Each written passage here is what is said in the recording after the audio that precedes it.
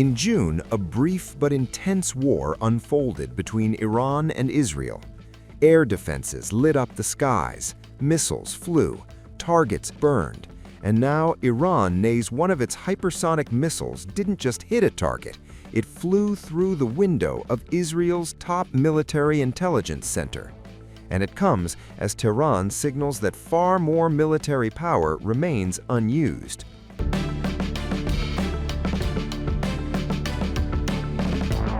Speaking at Sharif University in Tehran, a senior Iranian general made an extraordinary claim.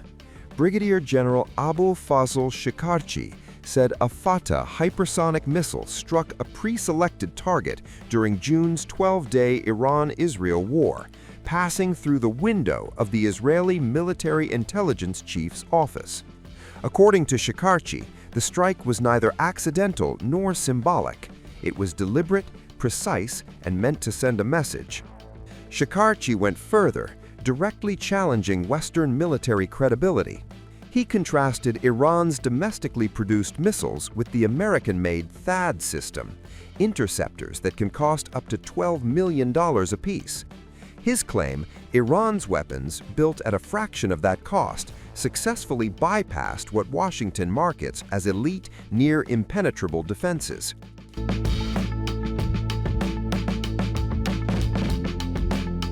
But the general's remarks weren't limited to missiles.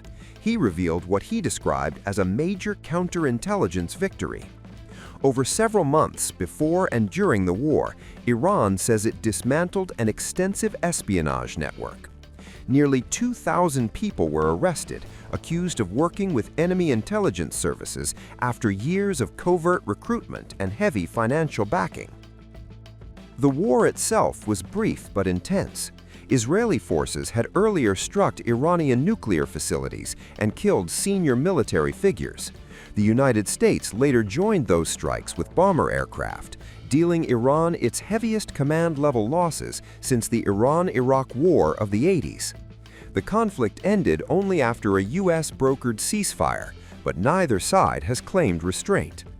Despite the damage, Iran insists it held back. Shikarchi warned that large portions of Iran's naval, ground, and paramilitary forces were never deployed. He said the country's strategic missile arsenal remains intact and ready, signaling that what the world saw in June may not reflect Tehran's full capacity.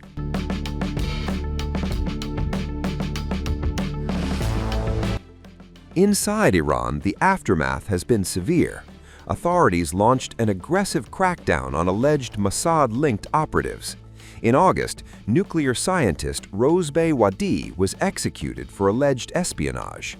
Human rights groups say such accusations are increasingly used to silence dissent. Watchdogs report more than 1,000 executions in 2025 alone, the highest number since records began. Iran's leadership says the battlefield has shifted from missiles to mines. Supreme Leader Ayatollah Ali Khamenei has mocked Israel and the United States, claiming Iran defeated both powers. Officials argue that psychological warfare and media operations are now replacing direct confrontation. اما مسائل منطقه که شما هر روز اخبار اونها رو بخشی از اخبار اونها رو در تلویزیون ها میشنوید و میبینید دو سه نکته درباره این مسائل عرض بکنم. نکته اول این است که ما در جنگ 12 روزه ملت ایران هم آمریکا رو شکست داد هم صهیونیست ها رو شکست داد بدون تردید. آمدن شرارت کردن، کتک خوردن و دست خالی برگشتن. این شکست به معنای واقعی کلمه اینه. بله شرارت کردن، یعنی اما دست خالی برگشتن، یعنی به هیچ کدام از هدفهای خودشون نرسیدن.